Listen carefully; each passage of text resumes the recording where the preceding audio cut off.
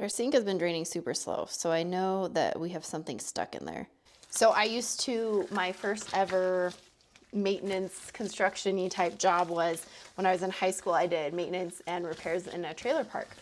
And we would always have to go work on people's dishwashers or whatever, and you'd go work on their dishwasher and it'd be full of just filthy food that had been sitting on it for days, and you have to take everything out. So if you ever have somebody come work on something for you, give them some space. But so this is actually something that should be a pretty routine part of your maintenance, and it's not that hard to do. So we've all seen the horror stories where someone drops a piece of jewelry or whatever. If it's draining slow and the plug is farther down, you may need to snake it. But a lot of times there's just something in here you have to clean out. And what I think happened is we have a very mischievous kitty, and I think that we have maybe one of her toys in here, but I'm not sure. So this is actually really easy to take out. You don't need any special tools. You just are going to unscrew this piece and unscrew this piece, and I think that we probably have a cat toy in here, to be honest. If not, it might just be a lot of hair. And I like to put something under it because otherwise this water it's still going to splash a little bit, but if you can prevent it from going everywhere.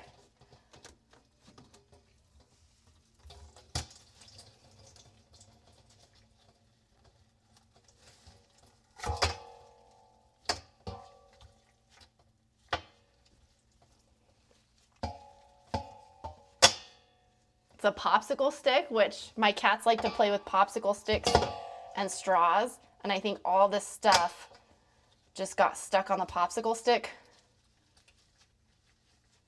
and a screw. And I guarantee that's my fault. So now we're just gonna go ahead, I'm gonna go rinse this off in another sink, and we're just gonna put it back in. But this is why you have a couple things in there and then everything else just holds right onto it and it can't drain. So I'm gonna go rinse this off and then I'm gonna put it back on. All right, so now I have this cleaned off. I'm gonna just wipe, I wanna make sure that's still snug. We're gonna clean that.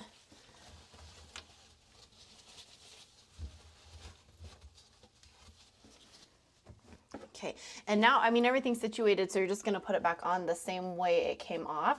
So we're gonna go ahead and line that up. Got a piece of, ooh, gross.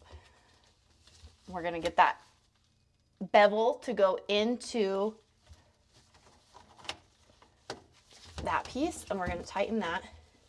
I can kind of see we're a little bit off, so I like to kind of push down because this will push onto this flat piece.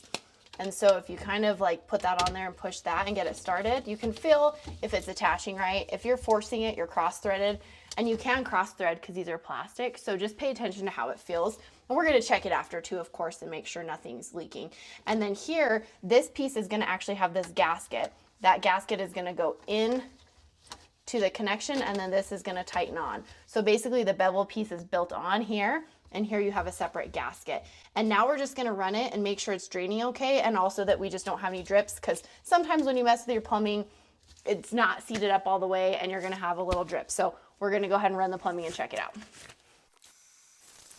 I like to run it for a while. Another good idea is to fill your sink up and then drain it, because that extra pressure really, it's different when there's just a little bit flowing through.